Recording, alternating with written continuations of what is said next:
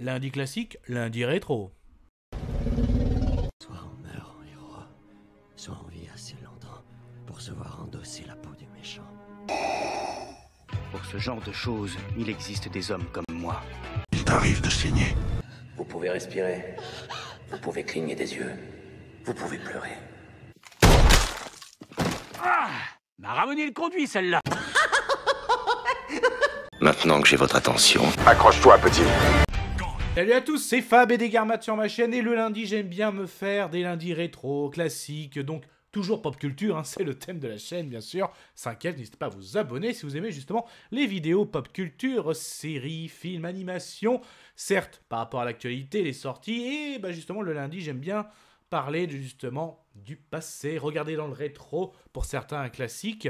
Et en ce moment, ben, je suis assez polar et même français. Donc 36 quais des Orphées, la vie est disponible sur la chaîne. Et là, bah, j'avais envie d'enchaîner avec celui où Olivier Marchal nous a proposé MR73. Donc du coup là, c'est le pourquoi du comment. Je vais donner mon avis.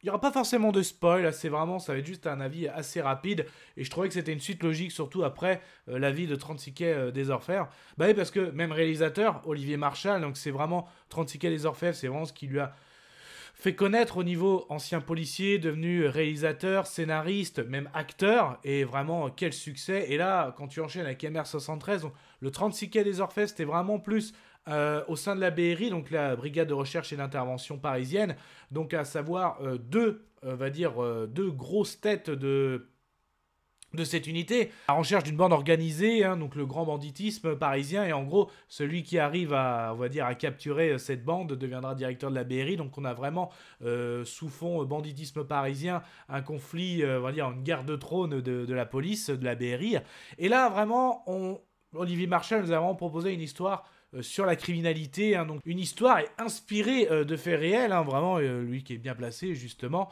donc là, le MR73, MR73 tout court, donc oui, c'est bien une arme, donc tout a un lien avec cette arme, justement, et j'ai trouvé ça très très bon, toujours Daniel Auteuil, donc en rôle principal, alors c'est pas une suite, hein, c'est vraiment autre chose, hein.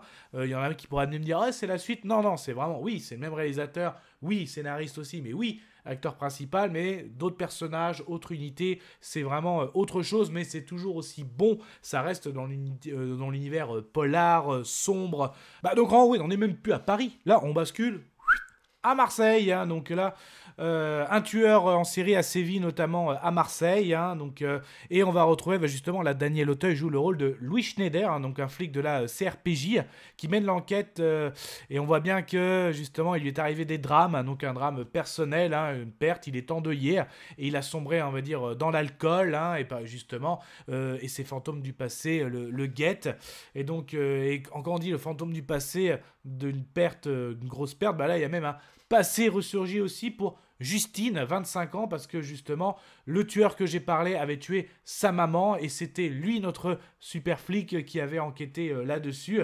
Donc, ses parents ont été sauvagement assassinés, je reviens sur Justine, par ce fameux Charles Soubra. Donc, Schneider l'avait interpellé, arrêté, avait enquêté, mais aujourd'hui, par le jeu des remises de peine, hein, parce que comme ce détenu a de l'âge maintenant, il a même maladie, je ne sais plus quelle maladie, en tout cas, il n'est plus en bonne santé, donc ça permet aussi, justement, qu'il puisse sortir, hein, comme ils disent, c'est la loi, hein, même bonne conduite, même s'il a fait de bonne conduite, il a fait quelque chose d'horrible. Donc Soubra va sortir de prison. Cette libération anticipée va alors réunir Schneider et Justine. Donc, et les deux...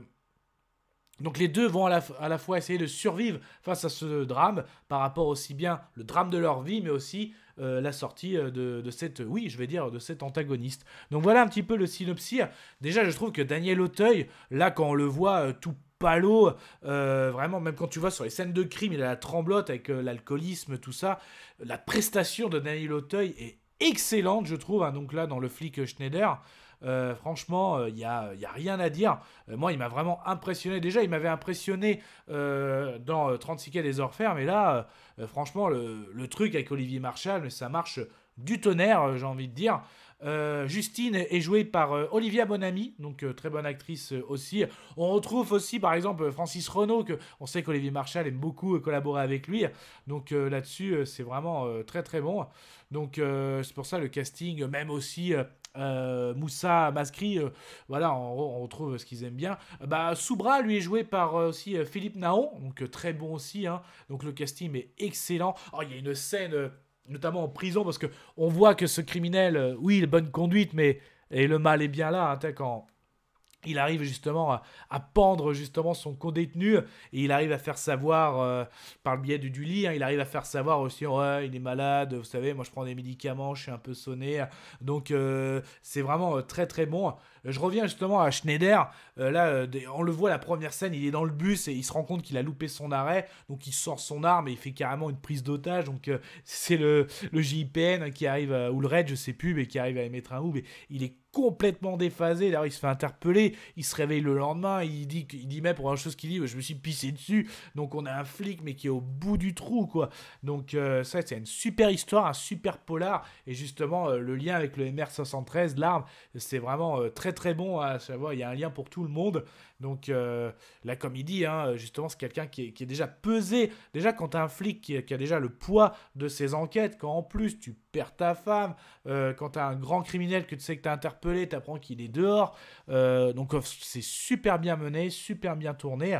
Franchement, c'est vrai, quand tu te fais le 36 quai des Orfèvres, tu fais bah! Et après, quelques années après, il te sort MR73. Ouais, là, tu dis vraiment Monsieur Olivier Marchal. Donc, c'est pour ça que j'avais envie de vous parler. Pour moi, ça semblait tellement logique. Hein, une fois avoir fait l'avis sur 36 quai des Orfèvres, fallait vous parler de MR73. Et c'est fait. Kenavo. Je vous souhaite une agréable soirée.